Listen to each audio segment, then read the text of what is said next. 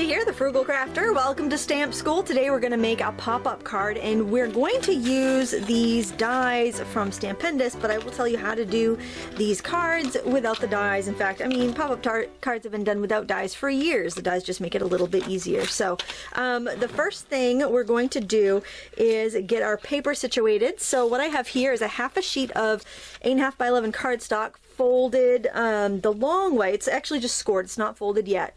Okay, can you see that score line? And then I've got another piece of kind of cardstock weight pattern paper that is cut, let's see, 10 3/4 by 4, just so it would have a nice 1/8 of an inch margin all the way around. So what I'm going to do is center this up and just make a little pencil mark on the score that I made on my cardstock. And the reason I'm going to do that is because the dies that I'm using actually account for a score line. They will actually make a score line, so I want to make sure that I get that placed right so everything will fold correctly in my card. So this die is going to make a place for like a vase to pop up and 4 flowers. So I'm going to take my die cutter. I made this card for my sister's birthday. I've already given it to her. And I had videotaped the process, but I made a lot of mistakes along the way that would just, I'm like, you know what? I need to do this again, and then I can explain how to do this where hopefully people won't make the mistakes that I did. So die cut side down. And this is going to be the top of my card, so I want to have all of these cutouts on the top of my card. And I'm just making sure to line up my score line with the pencil mark that I made. And I'm using my magnetic platform, so nothing's going to shift around. If you don't have one of those, I would use a little painter's tape or washi tape or something to just keep it in place. And we're going to crank it through. It's important to use a fairly sturdy paper for this because you don't want it to you know, be unsturdy. So this is what we end up with. I'm going to move this out of the way. I don't think I might need that for some labels later on, but I don't need it right now. Okay, so this is what you get. We have these little tabs. Okay, so of course, if you're redoing this with an X-Acto knife, you just cut out these little rectangles here. So if you have this kind of slit down here. So what I'm going to do is I'm going to fold my crease for the card, and then I'm going to pop this little bit forward, and I'm going to fold this bit forward, the bit that's right above the slot forward, and I'm going to fold that score like that. Oops, I kind of didn't catch a score right there. It's kind of hard to see. There we go. So that's my first fold. Now these are even easier. You just fold them all up. And then there's another little score there, and you fold that down. Now I'm going to make sure my hot glue gun is turned on behind me because I plugged in, because I used a wet glue for this earlier. Look at this. I'm not even plugged in. Can you believe my hot glue gun is not plugged in? I used a wet glue for this before, and it was driving me crazy waiting for it to dry. And so there's also these other second little pieces in here to fold forward. So again, you know, if you're doing this by hand, you can cut out, you know, just kind of 3-sided boxes, and then you just fold it like I'm doing. Not a big deal. But these little score lines here kind of have different depths, so that your different items that we glue down will kind of be at different parts on the card. And then this is going to adhere on my card base like that. And I think I can go ahead and actually put that down there right now. I probably should have, well, no, you do. I would fold it up before I adhered it, just to make sure that you have everything, you know, which way everything's going, and they don't get kind of stuck down. I want to go on all 4 sides here, and I am using a dry adhesive for this. Go along here. I almost think I'm hearing the telephone upstairs. Hopefully not. All right, so we're going to just center that up again. Make sure, actually, I think I'll fold that. Make sure I have the score lines matched up really well, because it'll be a bummer if it doesn't fold right. Yeah, better to do this before you decorate it, just in case you did something terrible. And then I'll just close it. There. And that is the base of our pop-up card. Okay, so when it's all, you know, in the envelope and stuff, it'll be flat like that. Alright, so we're going to do some very fun and easy coloring, and I'm going to use my watercolor crayons. I'm going to use my liras just because it's a small box and easy to deal with. And we're going to do a couple different techniques here. And I'm just going to put down a mat so that I don't completely make my work surface filthy. And I am going to do the cover of my card first. So I've already cut a piece of watercolor paper to the right size, and I am going to use this flower stamp here. It's like 3 roses. I'll put that on my stamp block. And then I am going to use water to stamp, water and the watercolor crayon. So I'm going to start by just spritzing that with water, and then I'm just going to color it with a couple shades of watercolor crayon. There we go. I think I hear something ringing. Hold on a moment. Okay, well, I did hear my phone making some noise, but I don't know what it was because there was nothing on there to see. So actually, I changed my mind. I'm going to dip my crayons in the water and color it that way. I'm going to get a better look that way, I think. I was just made this card a couple days ago, and I guess I kind of forgot what I did completely. But that's all right because we're friends, right? We can roll with it. This is going out to all those folks that said my videos have been too polished lately. Yeah, no one's going to accuse me of that today. Alright, so you can sometimes stamp it without spritzing it, but I'm going to actually spritz it because it looks a little dry. And I'm going to stamp this a couple times on my cardstock. So the first time is to just stamp it, and I'm going to spritz it one more time because there's still lots of pigment on there. Okay, and then while the pigment's still wet, I'm going to use a brush. You can use like a water brush, or you can just dip up paintbrush in some water. I'm going to pull some of the color around. You can get just a very pretty watercolor look by doing this, and it's so easy.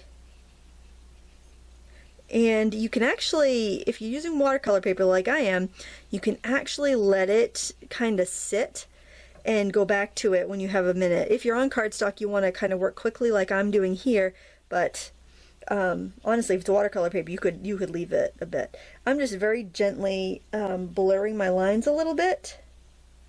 Now I want to give this piece some leaves, and I got a leaf stamp right here. The stamps and die are both from Stampendous. If you're looking for these, the stamp set that I'm using is $12. I think the dies are more like $20. So I kind of look at my die. If I see a stamp set I like, I buy it. But I think twice about the dies just because I want to make sure it's something that I am going to get a lot of use out of. So I'm using this teal and more of like a lime green color, and I didn't do the bottom of the stamp because I want to make sure that I don't want to have it overlapping my flowers too much. There. Color again. Dip. Color. Dip. Color. And like this is juicy. This one I could tell this is juicy, so I'm not going to add any more to the design. I mean, I'm not gonna add any water to it because I can tell that I got plenty there. And the reason I'm kind of leaving it blank in there is because I think that I might want to put a sentiment right there. And I think maybe see if I can get one more off of this. I should be using a smaller block, but I didn't bring any smaller ones over here. Maybe do one more there. Dip. Color. Dip. Color. I think it's because the leaves are so small, and I did get some on the bottom, so I'll have to be careful. I think it's because the leaves are so small that, you know, you get more water than you're expecting to. Maybe one more up there. I'm running out of space here. There. Now again, with the wet brush, I'm just going to drag stuff around. Now I thought actually about doing this stamp school live. This week is extremely busy though. I haven't had a chance to see if that would work or not. You can also use your wet brush to pick up some color from the sticks of watercolor crayon, and you can actually do this with watercolor pencils too. So if you have watercolor pencils, then go ahead and try it. My water brush doesn't seem to be like putting out any water. I don't know what has happened, if it's clogged or something, so I got my trusty water bucket there just in case. I do want to have a little bit of a background on this, so I am going to end up adding some more color to the background. I think I'm going to do this light blue color and just kind of use it like a watercolor paint set kind of, and just kind of throw in a little bit of it here and there. Because it is watercolor paper, it's going to be fine. This is a lot lighter on the paper. Now, really, we're not spending that much time on the front of the card. We want to do some, obviously, we want it to look pretty, but most of our time is going to be spent on the inside of the card, on our pop-up, so that's kind of different for me. I like to usually have everything on the front, mainly because I sell my cards, so, you know, you can't really see, you know, it's hard. I don't even know how you display a pop-up card to sell unless you had a bunch of the same ones and you kept one open. I'm just giving some of this darker color around the flowers to kind of bring them away from the background. And there we go. Now I'm going to flick some on there, flick some color on there.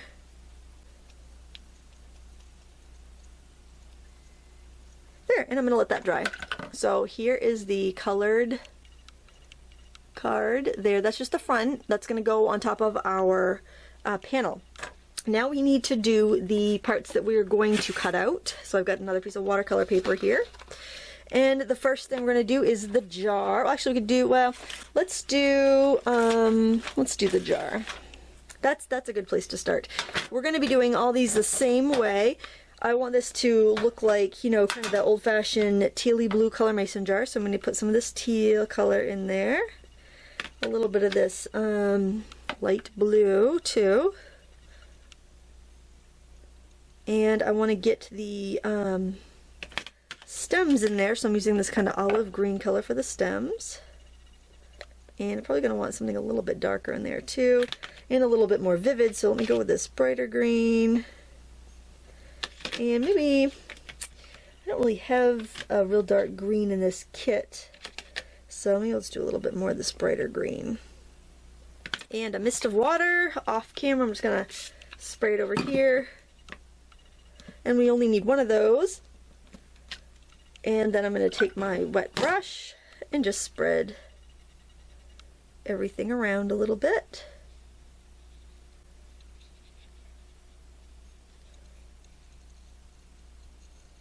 And since this is so juicy, I probably could have let that dry a little bit, then just gone in selective areas, but yeah, it's not going to hurt anything, I don't think. Alright, so I'm just going to leave that like that. And let's see, maybe I'll do different colors for the roses on the inside. So to clean this, it's simply watercolor, so all you have to do is spray it and wipe it with a rag. And if you still see some stubborn paint in there, you can use a toothbrush and water, but an old towel works really well. I think I'll use some of this red, give some nice red roses. I did all shades of blues and greens on my sister's card. But then I thought, you know, I think I want to have some brighter colors. So let's see, maybe have a little bit of this brighter red in there too. Maybe a little bit of orange. Why not? We'll see what we get. Now this is really juicy, so you kind of get a feel for it. So I know I don't really need to add any water to that. So I'm just gonna stamp that down and trying to decide if I think I need another one. Sometimes I'll just go ahead and do another one just to be safe, and I can always cut it out and make a gift tag or something if I don't end up using it, but sometimes it's just better to have the extra. I'm going to do the hydrangeas, and I'll do those blue. My stamping mounts are awfully filthy. Have you noticed that? They're awfully dirty. Oh boy, I need a housekeeper. And actually, the craft room isn't where the real mess lies. My husband came home from work yesterday, and I was trying to, like, you know, I had working on a deadline and way behind, and I'm trying to put supper together, and I go, "Oh honey, I'm sorry the house is," and then I just said usual. He laughed, he thought that was funny. 'Cause, you know, yeah, it's been usually looking like this, and I feel bad. But you know, at least I work from home. I can't imagine, you know, women that work outside of the home, and then they, you know, they come home after 40 hours and still have to do that housework, and I don't know. It's awfully tough, isn't it? Alright, so we got that on there. I'm going to put one more little leaf down there. And I think I will do, there's so many beautiful flowers in here. I think maybe I'll do the butterfly on this one. There's also a daisy. Well, no, those daisies are pretty. I guess I'll do all different kinds, and then I'll use what I like the most. It's a way to do it. I'm going to just put that aside. I'm going to have to wash all these when I'm done. Let's do some pretty yellows and oranges here. Alright, yeah, because I was thinking this is going to be kind of a long tutorial anyway. You slice it, maybe a live show would be good for this, but I don't know. I'm afraid that if I did that, I wouldn't have enough time to do other things this week. My son is turning 13. Can't believe it. That's gonna be busy planning, getting ready for his little birthday get together and all of that. Okay, so now I'm just gonna start kind of moving my pigment around here, and then all I'll have to do is cut all of these out. I don't have the dies for these flowers, so I'll be cutting them by hand, but you know what? I timed myself and it took me like a minute, so it's not even a big deal at all. So what I want you to do is go ahead and, you know, add a little bit of water to your designs, cut them out, and then we'll be back and I'll show you how to put this whole thing together. Okay friends, the pieces are cut out and here's where it gets interesting. So what I've done is just kind of laid them down on the middle of my card just to kind of figure out how I might want to place these down. And now we need to start adding our pieces from back to front. Now I also cut this little piece here. The die set is very clever. It has, I'm just going to show you here. This is probably good if you want to do a lot of pop-ups. It's got the main pop-up piece, which goes to a lot of their sets that they have out right now, the kitties in the basket and the doggies, and there's a lot of different sets that go with the pop-ups. But it also has a bunch of frames in circles and squares and these edges that you can like shape your paper. And I'm using the center one, and I cut it so there'd be a little place.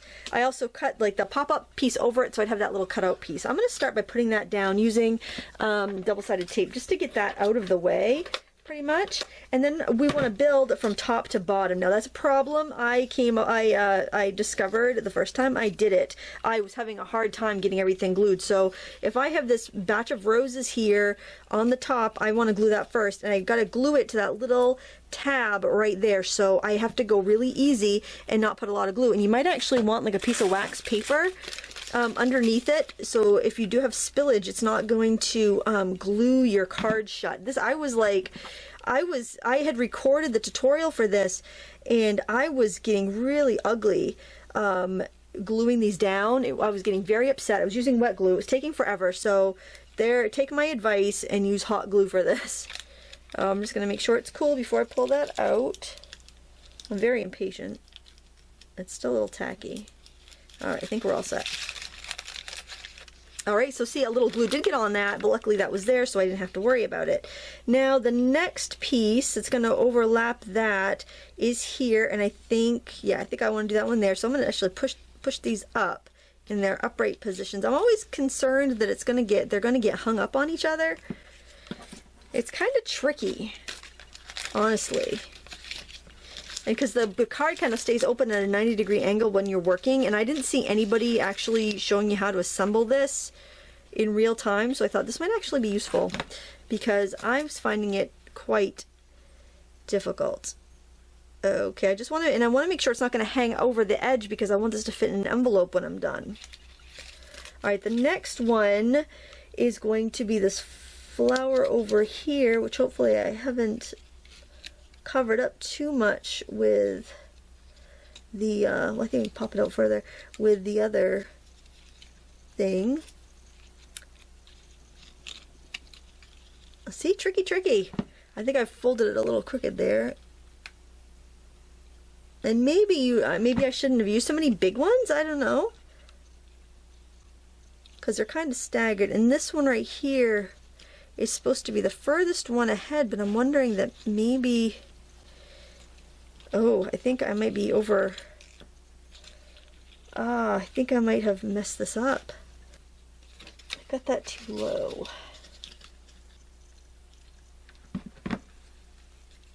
Alright, so I'm going to make this up a little bit higher here so it's not going to interfere. And then I'll be able to glue this down on that. Maybe, how do I want to have that one? This should be tipping up like that. Hopefully this all works.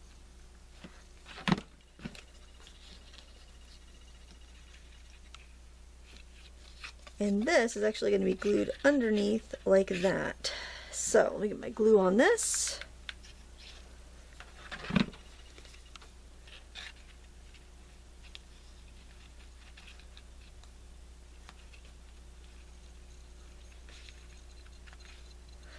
And I can't close it quite yet. I think I want to maybe put that one on there, maybe tuck that behind so I have that in there too, because I feel like it's a little lopsided.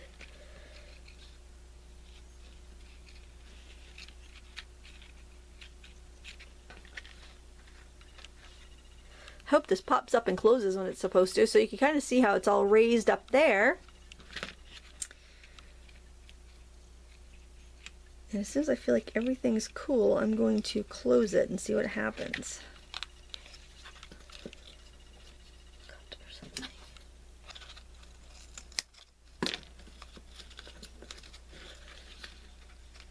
Well, whatever. That should go up. This should go up, and this should go up. Alright, not exactly perfect because some are sticking out of there.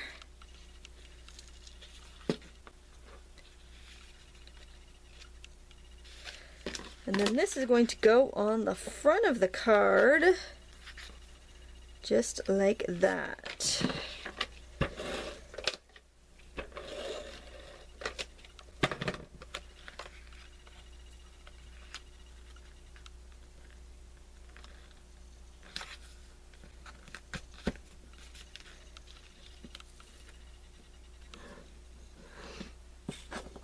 And then I had this little label that I punched, that I die cut, which I'm not sure exactly what I'm going to use it for because it is, I don't really have a use for this card yet, so I think I will just stamp it later. I'll glue it down now and stamp it. Either I can put it on the front. No, I don't think I want it on the front. I think I'll put it in here and just stamp it later, I guess.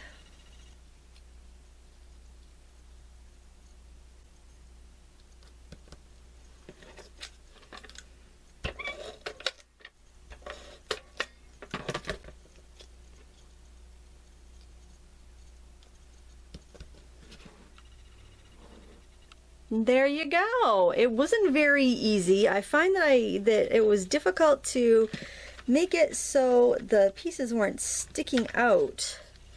So I can either cut a little bit now at this point. Where'd my scissors go? I can cut a couple petals off of this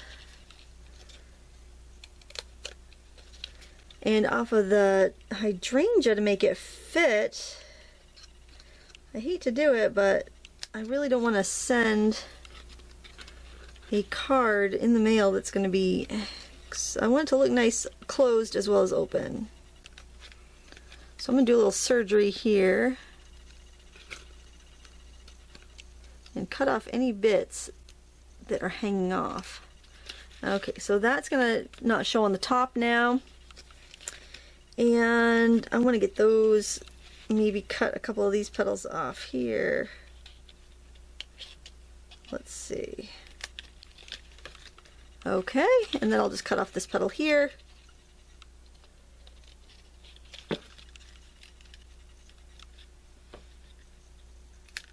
All right. So there, now that all fits in and you don't see any of the little pieces when I shut the card, which is awesome. Only took us half an hour And there we have our fun pop-up card. I love it. I think it's cute, and I hope you enjoyed crafting it with me today, even though it wasn't the smoothest thing that we've ever done. I hope you enjoyed this. Please give me a thumbs up and subscribe if so. Thanks for watching, and until next time, happy crafting!